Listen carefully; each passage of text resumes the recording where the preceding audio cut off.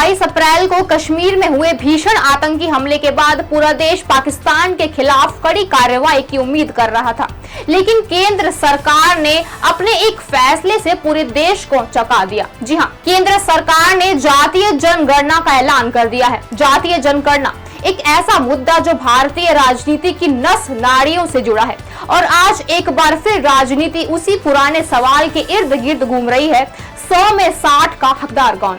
इसकी शुरुआत हुई 1960 के दशक में समाजवादियों के एक नारे से।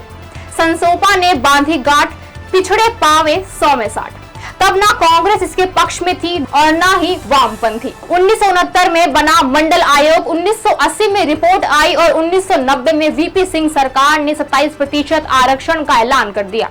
यहीं से शुरू हुआ मंडल बनाम कमंडल का टकराव। सालों तक भाजपा जातीय जनगणना के खिलाफ रही। मोदी ने खुद कहा था, मेरे लिए 4 जातियां हैं, गरीब, किसान, युवा और महिलाएं।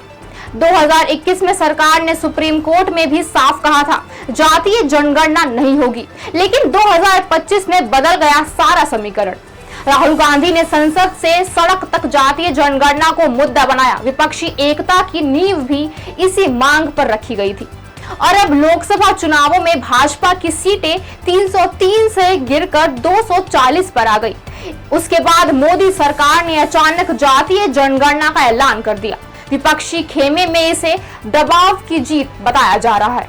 भाजपा कह रही है ये मोदी का मास्टर स्ट्रोक है। दूसरी ओर कांग्रेस कह रही है हमने झुकाया। वही तेजस्वी का दावा है कि ये लालू की जीत है और अखिलेश कहते हैं ये पीडीए की जीत है। जीत का तो पता नहीं, लेकिन ये हार देश के बहुसंख्यक समाज की है। अगर ये मंडल 2.0 है तो फिर सवाल सिर्फ गिनती का नहीं होगा।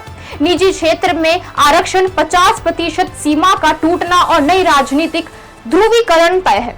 भाजपा के सामने चुनौती होगी, जातीय पहचान को फिर से हिंदू पहचान में कैसे बदला जाए, और कांग्रेस के सामने सवाल होगा, क्या वह पिछड़ों को वाकई जोड़ पाएगी। जातीय जनगणना सिर्फ आंकड़ों की बात नहीं है, यह है एक राजनीतिक विस्फोट जिसकी आज से देश का सत्ता समीकरण, सामाजिक सोच और नीति निर्माण सब कुछ बदल सकता है। क्या आप तैयार हैं उस बदलाव के लिए? फिलहाल के लिए इस वीडियो में इतना ही। धन्यवाद।